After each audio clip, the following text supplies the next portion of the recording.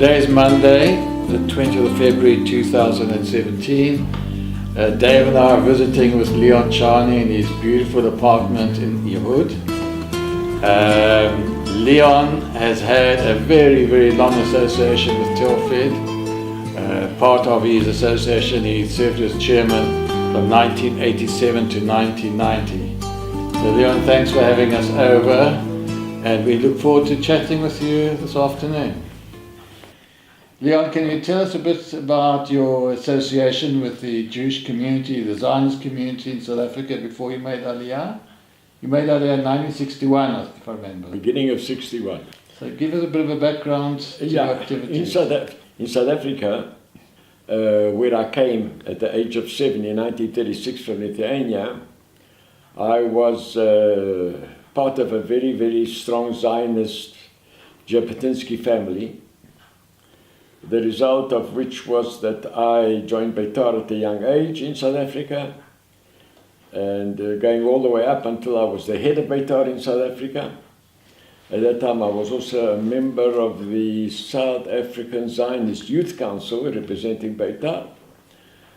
And when I got married in 1953, I decided that Beitar is a youth movement and married men don't belong. So I resigned, and then came the planning to come to Israel. This is when I had my first contact with Telfed in Johannesburg, where I went to see the Shaliach, who was then Les Sher, or he called himself Les Sher, who the main purpose was to book us into an Ulpan, the family Ulpan, and then he gave me very, very bad advice, which he denies ever having given me.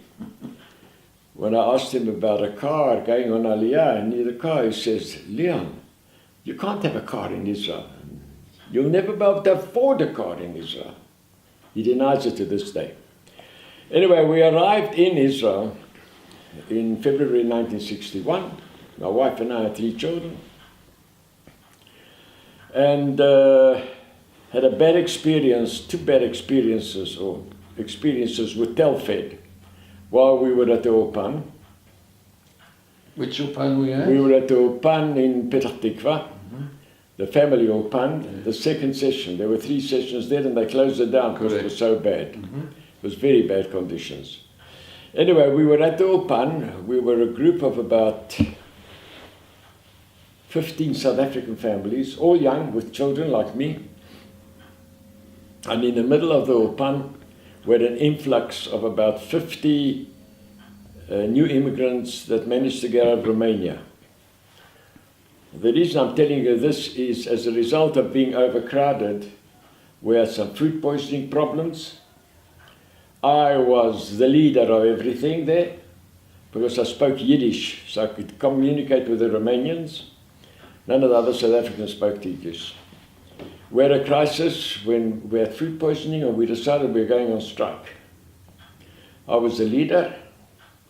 The Romanians refused to take part in the strike because they were getting everything like, free of charge and on the house. So we organized a group and we went to the Federation office in Hayakon Street. And we walked in and I met a secretary. And I said, I'd like to see the secretary, who was then Sam Levine. Sam Levine.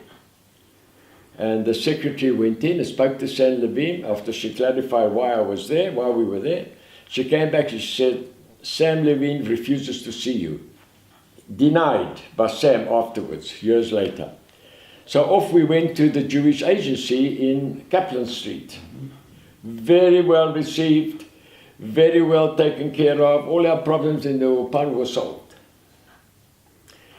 The last contact with Telfed when we were at the Ulpan, in the 5 months we were there, we had 1 visit from a Telfed representative. We were about 40 people, South Africans. Do you remember who that was? Pardon? Do you remember who that was?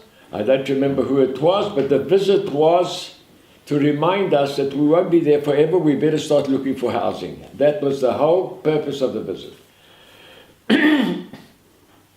came out of the Ulpan, had no contact with Telford until 1967. In 1967, I got a phone call one bright day from Otto Zeidman.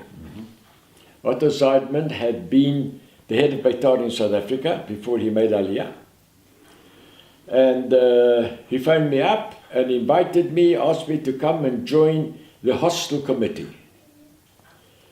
I'm an architect, I know a little about things, so I joined the hostel committee. 1967, I'm still there, in one way or another. That was my beginning with Telford.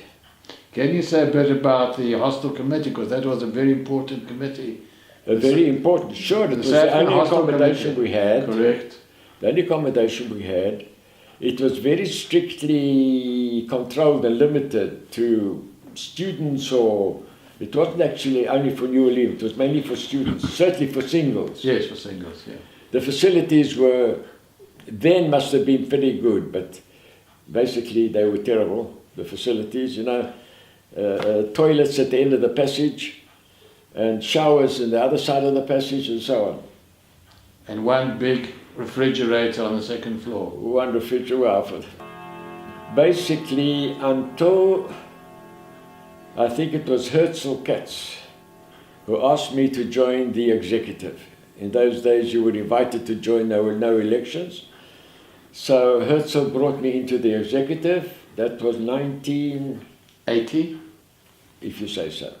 So until 1980, I was only on the hostel committee, really limited to that. There was nothing much else doing. Where did you have your meetings, Leon? The offices were in Hayakon Street, right? Mm-hmm. And then we moved to a new office in Hayakon Street, by the way. Yeah. Your first offices were in 109 Hayakon Street. The first, and then we moved to 53A. 53A. Yeah. Do you remember who else was on the committee? Oh, no. It was, besides Otto Zeidman, Wasn't George Beryl? I don't remember. I really don't remember. Don't remember. Was there any talk at that time of extending the building to No. It was in 1967. We could hardly afford to keep it clean or to look after the gardens. There were 4 dunams there, had to be looked after. So it wasn't much of an activity in terms of the building or the garden or the operation. I was more on the committee of who goes in there and who comes out and under what conditions and so on. But it had also served like a community centre, the hall downstairs, the bar mitzvahs and that weddings. was a little bit later, I think. That was later. It served as a meeting place for South Africans. Mm-hmm. And that was an important place. It was a very nice hall. We did it up. I remember it served as a synagogue. It served as a meeting hall. I don't know whether we had movies there, but it was very, very convenient.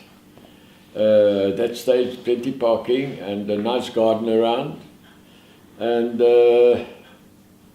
it was successfully run, very successfully run.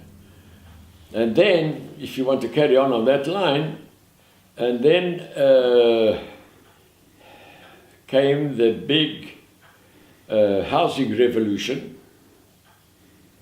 when we decided, I was on the executive, we decided we've got to get money for housing for South African Olim. It was becoming urgent.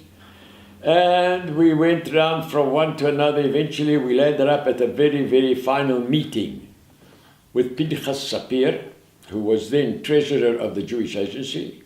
He was a money man. Julius Weinstein had come on a visit from South Africa. Who was the chairman of Telford at that time? I think it was Max. Max and Julius and I, with maybe you, Yeah, I think so, yeah. went to meet Sapir. We got out of him $3 million. The result was, today all the housing that we've got all came from that money. But to come back again to the beginning of my days in Telford, when I joined the executive, it was all very new to me. I'd been in Israel already 15, 20 Yeah, years. Almost 20 years, yeah. 20 years. I went through a very bad mitun in the 60s. Until after the Six-Day War, it all has changed. And the activity in Telfed for me, when I first joined, was really limited to coming to meetings. Once 2 weeks or once a week or whatever it was. And fortunately for me, the offices were around the corner from, not very far from where my office was, and I could walk there and have no problems with parking like today. So there I was in Telfed, and a member of the executive, until finally I became vice chairman. Now that really increased activity. I remember what I was doing in Telfed. One of the things I was doing was looking after the then magazine. Telfed, it was typed out and it was cyclist styles and so on, with, what was her name, Edna. Well, they came afterwards, yeah. Edna Kowalski. The first one was, what's her name? Ethel. Ethel. Ethel Schwartz. Ethel Schwartz actually got that magazine going. Correct. So I was involved a little bit with the magazine. I don't remember what other specific duties I had on the executive until I became vice chairman, and then it became more involved. And I'll tell you why it became more involved. I became vice chairman when Morris Borzek became chairman. One thing that Morris Borzek did not have was the Hebrew language, which I had. So anything that we had to do with, let's call it, out of the office, I was there. For example, we had a couple of meetings in Jerusalem to try and form, I remember this the other day, at the meeting the other day, to try and form an association of all immigrant organizations. I remember going to that meeting. Natan Sharansky had not that long previously arrived. This great man, I walked in there and there sat this little guy. And when he stood up, it was shocking. He took me up to here. We tried to make a go of it. He was very cooperative, and I remember the South Americans were cooperative. Not so much the Americans, I don't even know if the Americans came, or the British and so on and so on.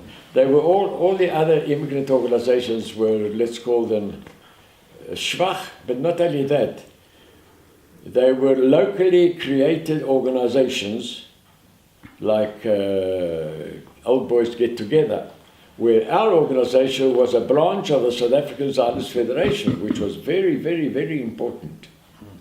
It gave us much more status, it gave us much more clout with the authorities, especially the Jewish Agency. I don't know how much help the other organizations or associations got from the Jewish Agency, but we were certainly well in there. I think Julius had a lot to do with it, because Julius and Sapir were very, very closely associated, especially in the beginning of the Six-Day War, or was it the Yom Kippur War, where Sapir sent Julius to all the rich guys in South Africa to collect money. Julius always told the story, Oppenheimer. Mm-hmm. He said, you go to Oppenheimer and get money. So Julius comes back and tells Sapir, I got $250,000. Sapir said, not enough, go back. He went back and got another $250,000. He always remembered that story. So we had that kind of activity. Incidentally, Natan Sharansky did become chairman of the Council of Olim Associations eventually. After those meetings, when he managed to actually formulate the council. You were also active in yes, I was very active. You were very active to get organized. Yeah. One of the other things at the beginning of my vice chairmanship was changing the office leadership, bringing on Sid to take over from Itzstein, who was a very, very nice guy, who wasn't doing a very productive job. In fact, I'm not sure what he was doing. he was already doing a lot of the work. And I spoke to Borzek, and you may not believe it, that I talked him into it. I didn't know that. I decided that this is crazy. And Do you remember the other staff at the time? the other staff, well, there was this Edna, Yeah, she was in public Was relations. Shula there? Shula was there, and we didn't have such a big executive in those days. I think the executive was about 10, 12 maybe, Correct. not more. All invited, no elections, all had to be approved in Johannesburg. Not all, but all. The chairman, vice chairman, treasurer had to be approved by Johannesburg. So, I was telling Sid the other day, when I became chairman, it was more or less in the system that you became vice chairman, which led you automatically to chairman, and the next vice chairman, and so it went along. What year did you become chairman? 86, 87. 87, Beginning of 87 to 1990. And Jackie Rabin was vice chairman with me, but he resigned halfway through. For personal reasons, he didn't think that South Africa would approve him as the next chairman. So he resigned and Nick became the vice chairman.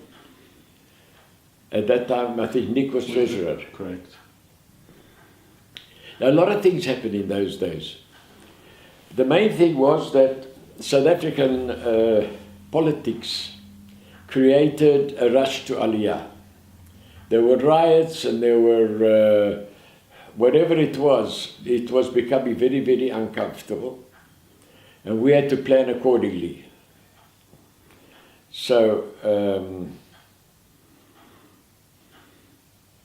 we already had the housing up by then, didn't we? I think 82, 83, 84. Yes, yes. The main building. Yes, yes. But We had Ranana and that's a story. I ended up designing the main building in the Tower Tel Aviv. block. Huh? the tower block. The tower block, with a big fight I had with Judge Herbstein. Now, Judge Herbstein was chairman before Max. Yes. Anyway, Judge Herbstein was like the king in those days. And Judge Herbstein said, okay, we're going to design a building, we've got the money, we've got the land, we need an architect. And he rules me out because I can't be on the executive and be the architect. I had a private meeting with him, and I put it in very simply.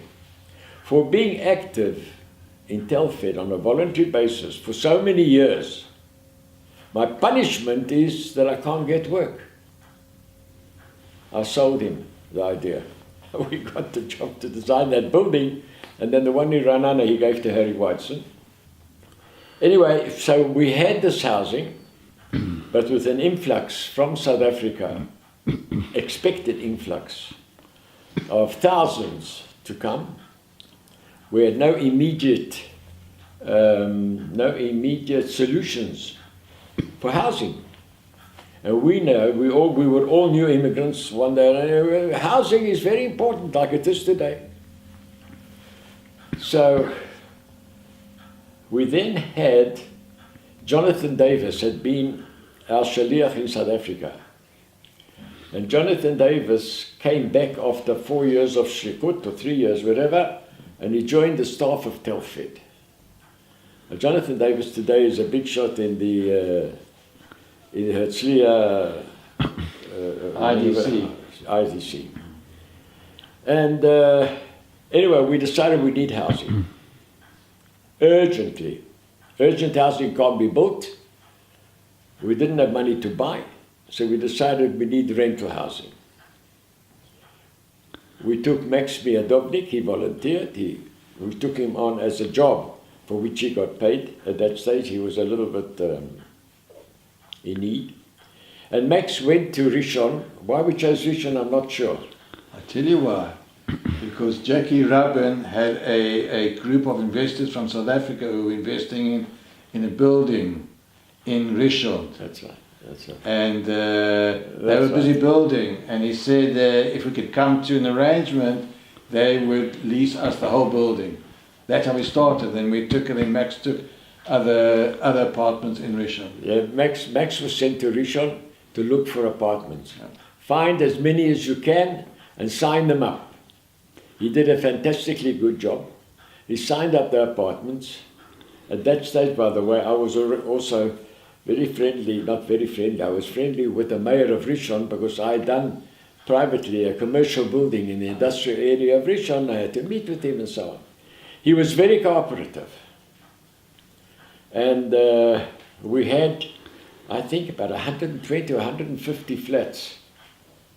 The first stage we had about 40 apartments, and then later on when the Russians came it went up to... No, but we had a lot in stock. Yes. This is my version, maybe he doesn't agree. We had a stock of apartments, and the news came that the Russians are allowing the Jews out. Can I interject? Yes. Because I think it's important how we were stuck with a stock of apartments. Because in those years, we're talking of 1986, 87. 87 was the peak Aliyah. We had something like almost 800 on them that year. And we kept on taking more apartments because, as you said, we thought they were going to come in their thousands. And by 1988, it started slowing down. By Because the rioting in South Africa stopped. That's right, correct. And we also, I think we had some business here, Intifada here or something. So the Aliyah slowed down drastically and suddenly we left. Slow down. And we were stuck with apartments. You had committed to what sort of contract? No. We were committed to rental for a year or 2 years. I don't remember. That wasn't an issue. The issue was, what do we do with the apartments? And then we got the news. I don't know who brought the news. Maybe it was Jonathan Davis, or maybe you. That the Russian immigrants are coming and they're going to Italy. There are thousands or hundreds of Russian immigrants sitting in Italy waiting for visas to America. And this is my version of that meeting. Jonathan Davis, who had come back from South Africa, was working for us, an American by birth, who'd come to Israel. He convinced us that he can do something if we send him to Ladispoli, which was the camp in Italy where the Russians were sitting. So we sent him there, and as he told us afterwards, I told him a very simple story. I'm from America, I live in Israel because it's better than America. I think in 2 weeks we had 7 families, or 10. The first families arrived. We had apartments for them. The mayor helped organize jobs for them. I remember that meeting with the mayor. He says, what do you do? A plumber? I'll give you a job, plumber. He organized jobs. I'd like to remind you, I think it was you and I went to see Mendel Kaplan. He was the chairman of the Board of Governors of the Jewish Agency. And we met in his office, and we told him that we had these apartments. And he called in the Mankal, the director of the Aliyah department, and said, do a project with Telfed. And that's how he gave the instruction. That's how it actually started. And then Jonathan went to the discipline. It was a tremendous success all round, because the mayor cooperated. We brought in some very important people. I was very friendly at that stage with Yuli Offer. Yuli Offer came in and helped organize the Aliyah, the Klita of the Russian Olim. Not through us, but indirectly it was through us. Formed an orchestra. What he did was he took all his friends in the industrial complex, and each friend took one of the members of the orchestra and employed them as a member of his factory. That's how they got going. They're still there today. So that was a very successful project. As I mentioned before to Sid, again, when I was vice chairman, still with Bozek's chairman, we decided to organize a real big South African reunion in Kfar Maccabia. which included sports during the day. Tennis and rugby and squash, I remember, and so on and so on. And in the evening, we had a fantastic show and get together, and I think we had over 1,000 people altogether. Yes. South Africans who came to celebrate our being in Israel. We have not had a function like that since. That was really, I did most of the work. Was that event at Kfar Maccabea also to raise money or not? No.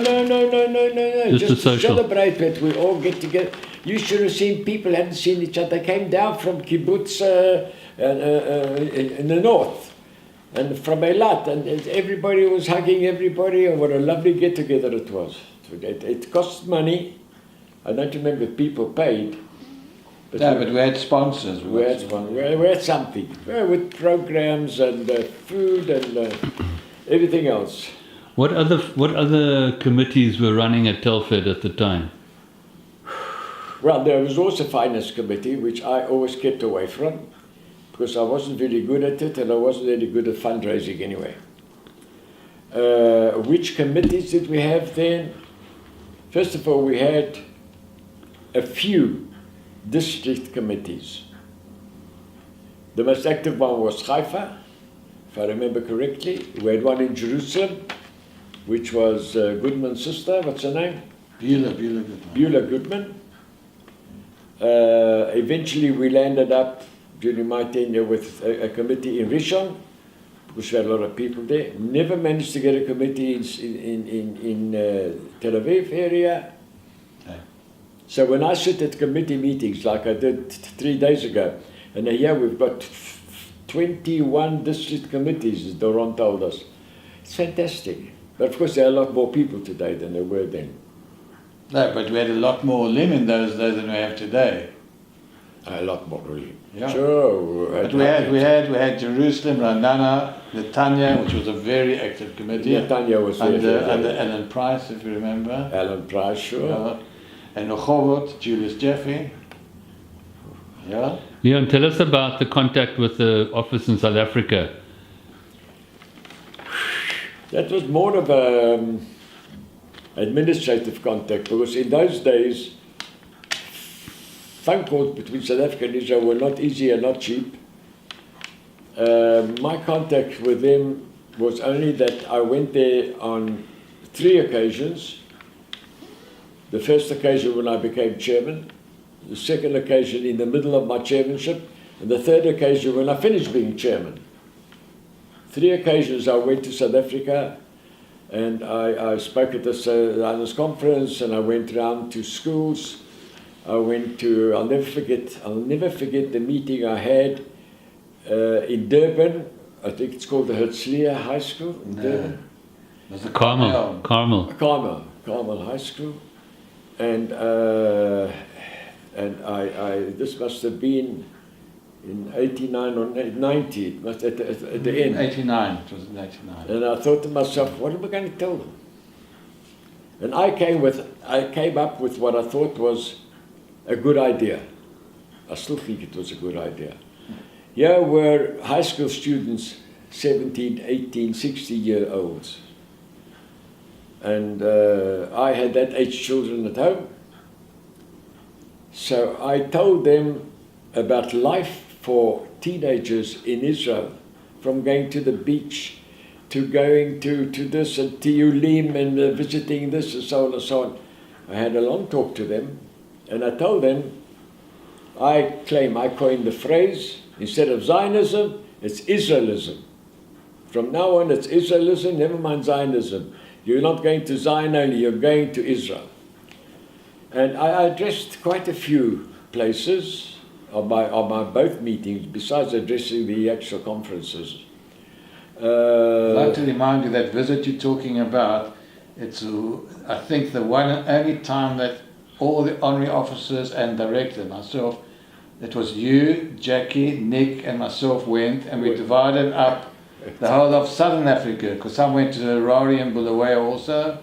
No. I went to, yes. I didn't remember that. We did the whole of South Africa. I went to remember Bloemfontein with Nick, I went to Port Elizabeth with Nick, and you and Jackie went to Durban, and it was an amazing delegation that we had from In those days it was most important because the Elim had to be pushed, pulled, invited, coerced a little bit.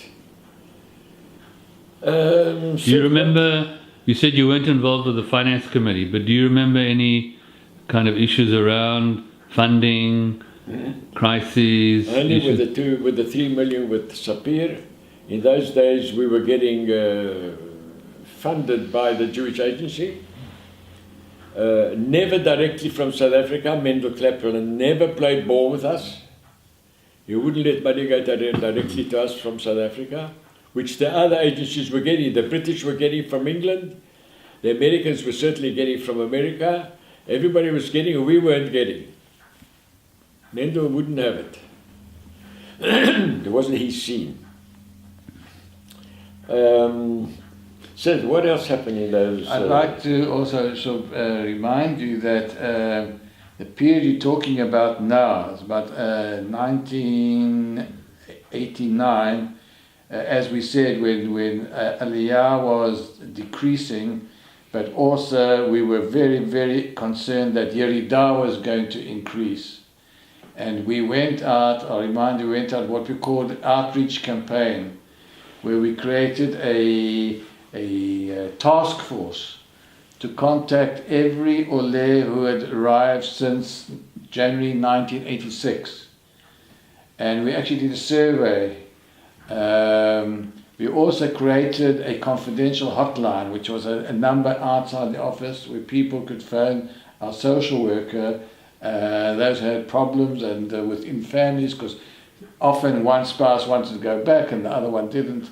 And it was a very critical period, and we took it very seriously. As an impetus, we also created more regional committees thereafter. We expanded from the 8 to something like 10 or 12 committees. It was a tense period from the point of view of keeping people here, the problem of employment. And if you remember, our employment department grew then. We called it TED, Telford Employment Department, with Nada Karakin. Nada, yes, I remember. And there were hundreds of interviews each year, those few years of people coming in and asking for help in Were the officers by that time in Bet Klal? Yes. Yeah, that is again my doing in a way, because I had been asked to find a new premises. We had to get out of where we were in 53 Aleph Ayakon Street, because it wasn't ours. Belonged to the agency or some other organization. 53A belonged to Keren Hayesod. Keren Hayesod. Yeah. And I happened to find this place in Bet Klal, which was not a building then, it was only a parking ground. And I knew the people involved. And we had good negotiations. I think we got a good deal. Mm-hmm. What money did we use to buy that? South Africa transferred money for that. So the office was purchased? Yeah. We bought those offices. I remember designing the interiors of the offices, including the table. Yes, beautiful offices. Beautiful offices. We really had beautiful offices. For me, as a man working in Tel Aviv, it was fantastic. It was to go to meetings. All the meetings were lunchtime meetings. No evening meetings until Ranana. Mm-hmm. Never had any evening meetings. It was all at lunchtime. We had a nice lunch. Pardon? And we had a nice lunch. We had a nice lunch. It was a kitchen and everything else. And it was very busy and very active. At that time, the number of staff had grown. Oh, yes, it was growing. We had room for them. I presume we had money for them. He was running the show. I could rely on him. He was a reliable guy. We had about 26, 28 members of staff then. I mean, Aliyah, when we were in club. What years are we talking? Yes. What years are we talking?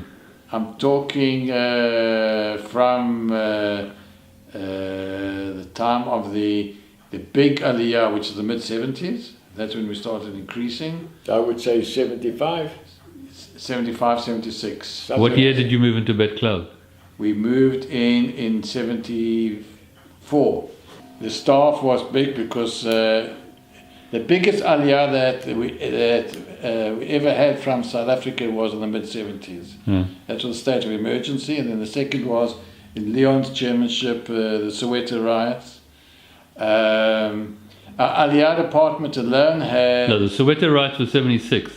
That's right. 76 was Soweto riots, and the state of emergency was... In the 80s. In the 80s, sorry, the other way around. Yeah. Just for Aliyah and Klita, we had 5 members of staff. Initially it was Sherry Hadani and Ephraim Blut, and Jonathan Davis took over from Ephraim Blut in charge of Aliyah, and Sherry was in charge of Klita. Schuller was there. We had 2 full-time social workers, Peter Adler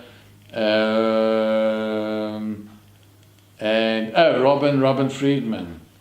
And you had regional offices. There were offices Yes, opened yes. in other towns. We had in Beersheba. In the 70s, we had in Ranana also, which we closed down towards the end of the 70s. It was a big operation.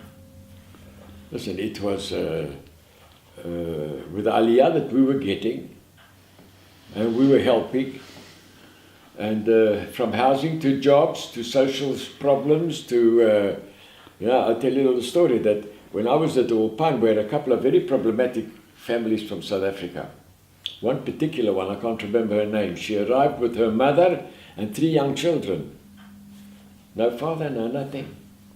The father walked out and arranged for them to get rid of them by sending them to Israel. And they came out the story. It was known in South Africa, you want to get rid of a family member, send him to Israel. That's the best way to get rid of him. We had a lot of people like that. They had no money. When were we supporting families, Sid? From the beginning almost. No, the main financial assistance we gave initially were in the form of loans, various business loans, mortgage loans, personal loans, and only as the trust funds grew could we afford to give out grants, and also banks started giving out loans, and we went more onto the basis of giving outright grants rather than loans. Yeah, you were talking about money. Through Telfed, a lot of South Africans had sent money to Israel and had a deposit in Bank Leumi through, what's her name? Julie Vermuth. Judy Vermus, who was working in the office, in our Telfed office. It became so big that she moved over and became a worker in Bank Leumi looking after the South Africans and their money. So that was a facility, I think that was an important facility that we provided. Leon, you said that Judge Herbstein was king at the time. Give us a sense of what it was like to work with him. What kind of a guy was he? I didn't really work with him. Look, he was he was up there. He was the judge. He was called the judge. You know, talk to the judge. Did you speak to the judge? Not Herbstein. He happened to be living in Savion because his children were living there at that time as well. His daughter was married to the main Savion guy who ran the Africa Israel Company. I didn't have that much to do with him, and he didn't really come down to, you were in the office as a worker, not the secretary, or were you? No, I mean, I worked with him very closely because he was in the office almost every day. Yeah. And his main concern initially was the bursaries, and he created the which then became endowments and scholarships. He brought a fortune of money. Yeah. He got Elliot Osborne going. Yeah. Because he was also from Cape Town, remember? He was a nice guy, but he was... Gruff. Could be but brutal. He could be brutal. But he did deliver on these trust funds. Oh yes, yes. He when he died, it was Elliot Ellsworth started helping. Julius Weinstein on that end looked for somebody to replace this connection. What other events took place? So Elliot Osborne really got involved with Telfed back in those days. I mean, he's been in When I was in Cape Town on one of my trips, I certainly met with Elliot Osron and his wife. I don't remember what we were doing then, trust funds or looking for people and so on. I think by the time I landed up the second trip to South Africa, the third trip, the judge was already deceased. Anyway, it didn't play an important part in the daily running of Telfed, not in my time. When he was chairman, maybe he was a good chairman. I imagine he must have been. but highly respected. Highly respected, very highly respected, also in the community like in Savion. Very highly respected. But he didn't practice here in Israel. He retired. No. He didn't practice law. He wasn't a judge here like, what you call it today, what's his name? That lives in Ramat Sharon. Yeah. Judge Henry friend. Shakanovsky. Shakanovsky. He practiced in South Africa, he never practiced here. Anything else that you can think of? Yeah, you asked what other events. Another big event we had, which we had at Kibbutz Shvaim, Yes. which we called a salute to 60 years of Aliyah from South Africa. That was also a big It was also a whole day's event. Yes, yes. Without sporting things and so on, but we had a big crowd, not as many as in the previous one, but it was... And how did you work out 60 years? If it was back then? We're now coming to the... 48. We're talking in... We're coming up to the 70th. 88. No, then. I don't know how who spoke about it. It was called 60 years of Aliyah. Was it You- called 60? Yeah. You must have counted from before the war, before the Well, there independence. were. But it was. From the There were, 1920s, a lot of South 1923 were the Africans. first, not Chalutzim, because they were mainly businessmen who came. No, also That's listen. One of my sisters was married to the Kaplan family. And Julius Isaac Kaplan, Julius Kaplan, my brother-in-law. But before the state was established, Isaac Kaplan came here. His brother came here and became the legal advisor to Chevrat Chashmal, which was then called the Rutenberg Electric Company. They were all here in the 36s. Correct. Isaac even landed up at in Italy training with the Beitar Maritime, whatever it was. They were learning to run boats, getting ready for illegal immigrants, whatever. So there were Olim who came here before 48. I don't know when we started counting. When was this Shvaim thing? You got a date? I think it was about, let's see, we had the big Aliyah in 80. Couldn't have been 80. 60 years. Sid. No, but don't know why that the heading was, but you may have been because the first. Okay. Yeah. Also, in your time, the whole concept of Beit Protea started. Huh? Beit Protea. Oh yes. Remember the discussions? They were in Fortunately, around our boardroom table. unfortunately, Yeah. when the idea of Bet Protea was mooted by a couple of enthusiasts like Walter Robinson, we, Telfed, stayed clear. We couldn't get involved because it meant money. We didn't have money. We stayed clear but offered our help. When it got going, I remember the meeting. As chairman, I went with them. I went with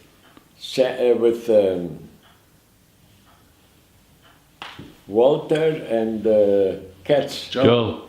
Joel Katz, and I, and somebody else for a meeting with the mayor of Herzliya, Landa. to discuss giving us this piece of land in Herzliya. And it was all settled in one meeting, but you know, it was a lot chazor. And eventually he gave us a 50% discount on the value of the land, on condition that 20% of the residents were Herzliya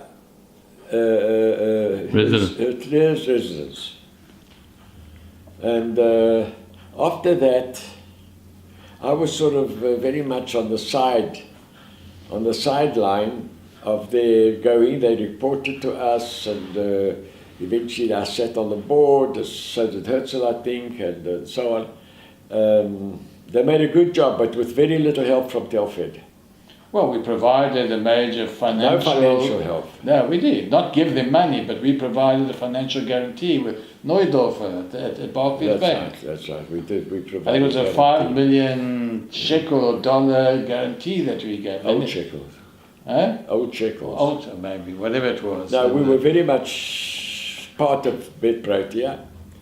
In fact, we served. Some of us served. I served on the secret committee to select who gets into Bet Protea for years. But nothing more than that. Was that when Nick was treasurer? Yes. Yes. Nick was Yes. treasurer of Telford, correct. I would say so. Yeah. I would say so. Bet Protea is, how old is Bet Protea? They started building in 1988 and was finished in about 1990. So 25 years. 27 years. Yeah. Yeah. No, you say we I did. mean, that, by the way, is a feather in the cap for the South African community. And we followed the Dutch. The Dutch had an old age home. They were the only ones who had an old age home of theirs. Sure. And that pushed us, I think, By Juliana. Bet Juliana pushed us towards Bet Protea. And luckily they got Eric Sampson involved, who provided most of the backing.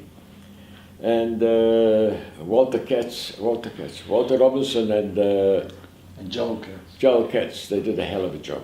They carried Nick the whole also thing. went with them to Who? North. Nick went with them to North America to finance. So when you say we weren't really involved, I think Telford did provide the basic, the foundation. Certainly the time. backing. Yeah. Okay. The backing was very important. They said in the municipality, there has to be somebody that's not just a couple of guys come together. But it worked out. Another project that was in your time when you were active was Kochav Yair. That's a lovely story, I tell you. Kochav Yair. The story of Kochav Yair began one Friday evening in Johannesburg when Arik Sharon, who was Minister of Agriculture, was paying a visit to South Africa, and he landed up in Julius Weinstein's house for Friday night dinner, which they all did. One of Julius's great disappointments in life when he came here, said none of them invited me back. What do you expect? Anyway, he's sitting with Arik Sharon over dinner, talking about South Africa here, and Julius says, listen, we need some housing for South African Lim who can live like we live here, in private houses and land and so on and so on and so on. Sharon took it seriously. He was Minister of Agriculture, which at that stage was before the settlements, before any of the big settlements. At that stage, he was in charge of all the settlement policy as Minister of Agriculture. Julius came on a visit, and we were in touch with Sharon, and Sharon says he wants to take us out to show us the land where this is going to be. It didn't have a name then. Going to be built here for you. So, who went that day? I remember who sat in the car with me. I can tell exactly who it went. Julius Weinstein, Max Miadovnik, and Arik Sharon. All I remember from that visit, I was sitting in a car in the back seat with fat Arik Sharon and fat Miadovnik next to me, and I was squashed in between, and we were going to see the land. And we ended up there, and he walks us onto a copy, piece of land, and he said, this is where it's going to be. And it was. And then he looks at me, he says, I know you, Johnny, yes, I was at your house. He was at my house in 1973 when he became a politician, and his first meeting, political meeting, was in my garden on the 31st of August 73, a month before the Yom Kippur War. And he remembered. So he kept calling me, Savion, Bo Savion, Bo, I want to show you the other places that we are building settlements. And he took us and showed us where the other settlements are going to be. I'm now talking about 1973. There wasn't much yet. And he stood by his word, and then the main ones that became involved were Annette Herzl. and Herzl Herzl. chaired the first steering committee, Kochavi's, and then And after- Kochavia was really one of our feather in the. It was our biggest housing project we've ever done.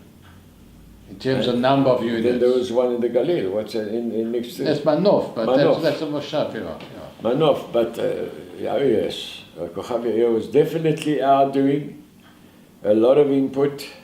During your chairmanship, I remember, because that was the first year after they had occupied Kochavia, we had about 55 South African families. Then out of 450 families in general, at the end of the first, that was Shlav Aleph. And those that followed, the Shlav Bet and Gimel, it came to over 100 South African families. In I remember going there on one occasion for a big sort of celebration, celebrating something. I don't remember what it was, the first house that was finished, whatever it was. And I'd say that was after our own housing, that must have been the biggest housing project that we were involved in, Telfed. I think it was some occasion, it was some milestone in Kochavia Eir, and we had the big celebration there, and Julius was here at the time. And in the evening we had a dinner there in the hall, and Arik Sharon came. And that's the night when Julius pledged the $100,000 to Kochavia Eir, which eventually did arrive, with which we built the sports hall. Yeah, that's right. Now I remember that. Julius couldn't get out of it. He'd made the pledge, but he delivered. He delivered. No, Kochavia is definitely a feather in our cap, as is Bet Protea, as is our housing. Which other association has got housing like we've got? Which other association is connected to a Bet Avot like we are?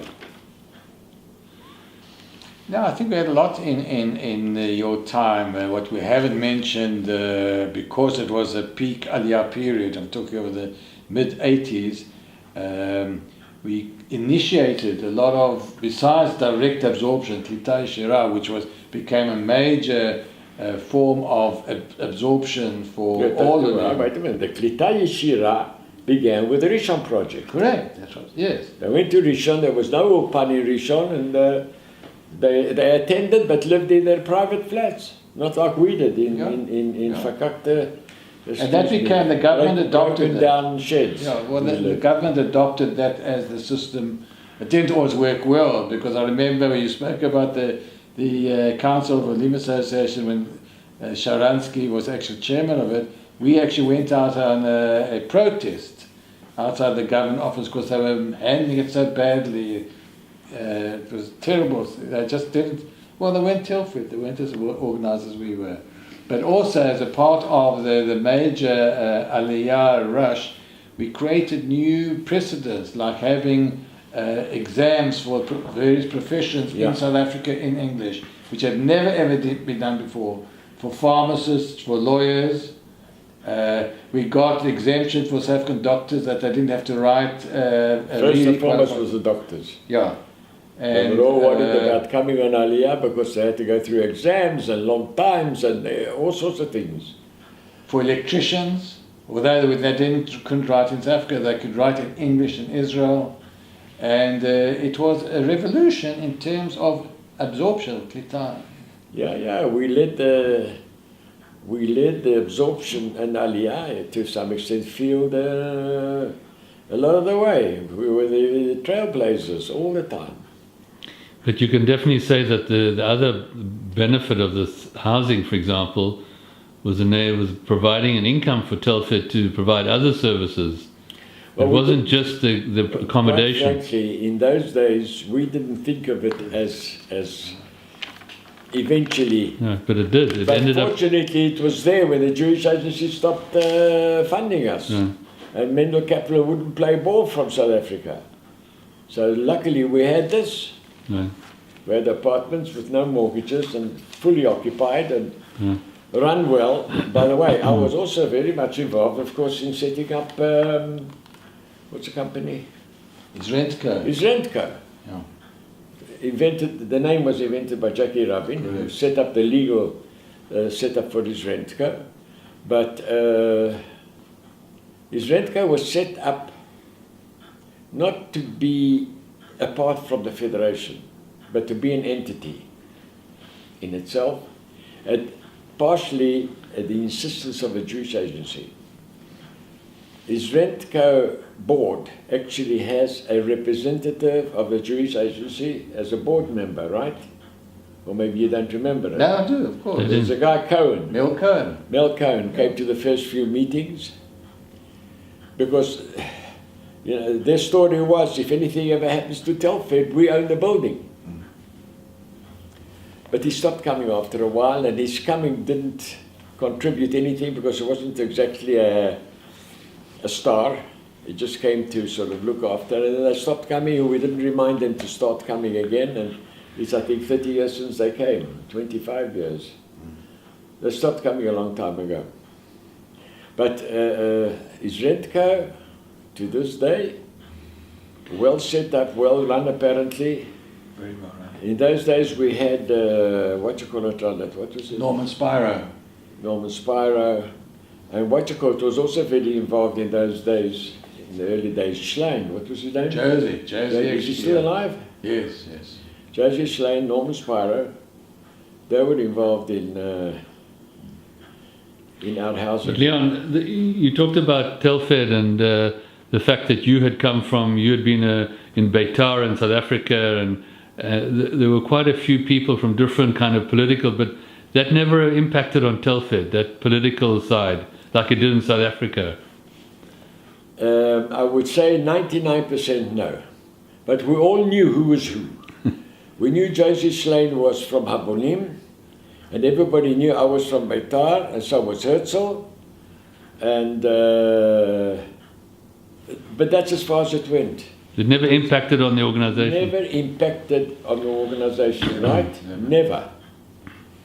Never. Not political views, and not historically political views, and not kibbutz political views. Yeah, there were kibbutzim like Tzorah, and Habonim had a lot of kibbutzim. Was there anybody from Habonim ever on our executive? Yes. There were. Yes. Yeah. We had Arnie Friedman for a while. Not really. Let's So say. Itzstein was from ex-Abonim. Yeah. You know what? And I didn't even know until this minute. Yes, it was very big in Haponim. And also sat on our executive as a Hitchashvut representative was Mayor Jaffe Yeah. from Tzorah. Yeah. So for many years. Yeah. We had things like that. Yeah. A representative. But just to finish my story, I ended being chairman in 1990, but remained a member of what was then the executive, which eventually became an elected body once we got divorced from the South African Zionist Federation, as you pointed out the other day. And I continued being on the executive. By automatic carry-on, as was before. In 2000, I think it was. Or anyway, somewhere along the line, when elections started, I wasn't prepared to go and be elected and stand against all the newcomers who actually should get in before me. So I stepped back for a while, and then Herzl created the Board of Governors 13 years ago, something like that. The Board of Governors, to which I was in the initial group. And as a member of Board of Governors, I attended as many meetings as possible because I always wanted to know what was going on. And I always felt that I had a contribution to make. In the last few years, of course, I was the only one in the executive who went back to 1967 and could tell them stories occasionally. But I remained there. And when you see Telfed today, how do you feel when you see what's going on? I think it's a revolution to be copied by anybody. What's happened in Telfed, from maybe your chairmanship, and he's being the secretary, but mainly Doron. What Doron is doing now, every time I go to a meeting, I hear new things I've never heard of before. But the other day, I told them at the beginning of the meeting last week, the Board of Governors, I said, gentlemen, I've had it here. I came early, I walked into the main office. There were 4 people standing and talking, 2 there, 2 there. The secretary was sitting at the desk. Nobody knew me, I knew nobody. Time to say goodbye. Really, and I'm not going back to meetings because I'm not going to drive at night and look for parking in Rananafontein. But you look back with satisfaction on all the work and all the... Absolutely. I think I made a good contribution. But occasionally we had meetings and get-together, Sid, in the Ranana Bowling Club a few times. We had sort of social get-togethers there of that nature. Oh, I must record one thing. With him, as secretary, when I was chairman, when the big rush from South Africa of Aliyah was on, we arranged to see how the Olim are doing. We invited all the new Olim, mainly from Rishon, to come to a coffee afternoon, late afternoon, in the hostel building, in the hall. I arrived at the hall, so did he, and so did 3 other people. Nobody came. So I turned around and I said, which not many people were happy with me, I said, I think this is a fantastic success, because if our Olim don't need us here in order to get together, but they've gotten integrated in the Israeli society, I am happy, I'm not disappointed. They didn't like it too much, especially guys like Sydney. But Leon, I would say that of all the chairmen that I've known, probably you one of the few that were probably much more integrated into Israeli society. Yes, absolutely. You chose not to live in the South African kind of bubble. No. And I picked up Hebrew very well. I did Hebrew at school in South Africa. I integrated well. My job as an architect involved 90% Hebrew.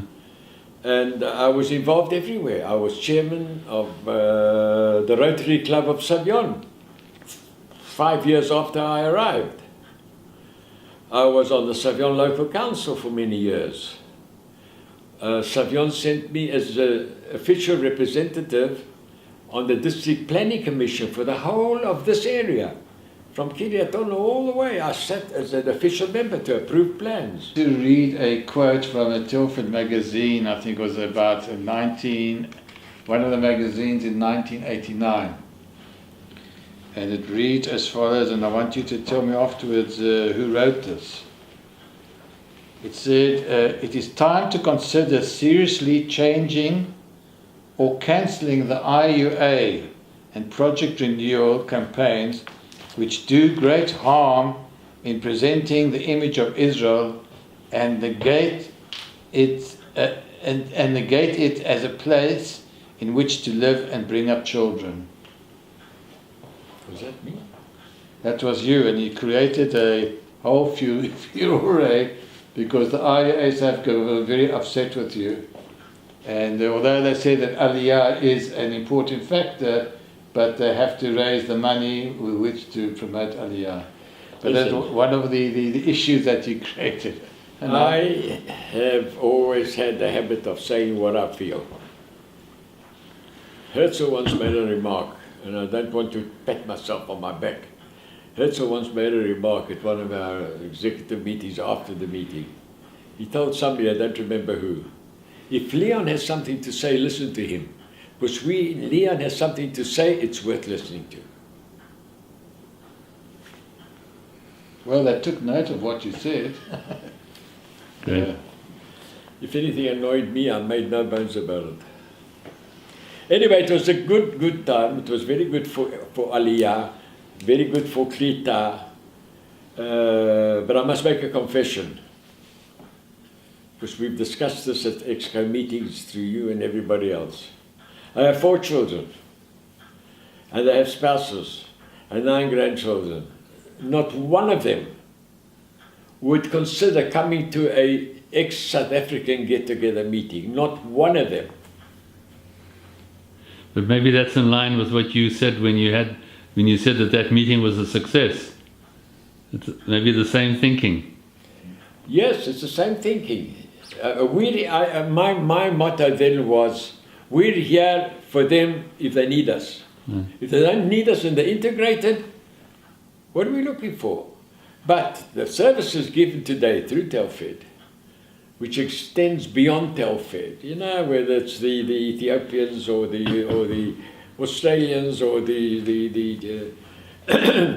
Dutch and so on. That's a good service.